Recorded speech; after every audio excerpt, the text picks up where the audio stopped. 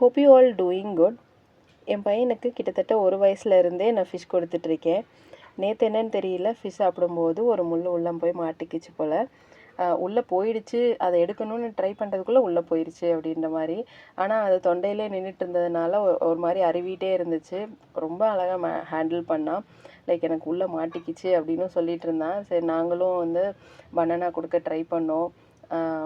இது சாதமும் உருட்டி கொடுத்தோம். பட் அவன் வந்து கொஞ்சம் சப்பிட்டு அதுக்கப்புறம் தான் சாப்பிடுவாங்கிறதுனால அவனால் கம்ப்ளீட்டாக ஸ்வாலோ பண்ண முடியல.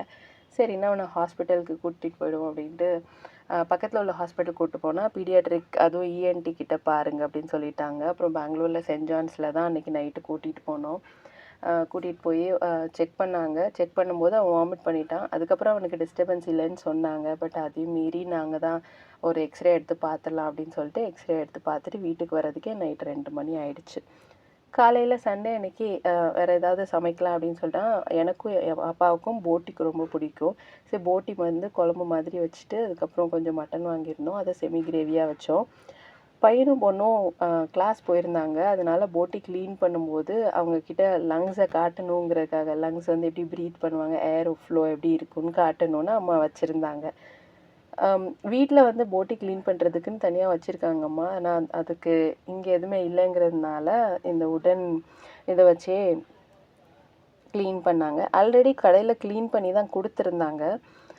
பட் அதையும் மீறி கொஞ்சம் கொஞ்சம் இருக்கும் இல்லையா, அது எல்லாத்தையுமே சுத்தமாக க்ளீன் பண்ணி எடுத்துடலாம் அப்படின்னு சொல்லிட்டு.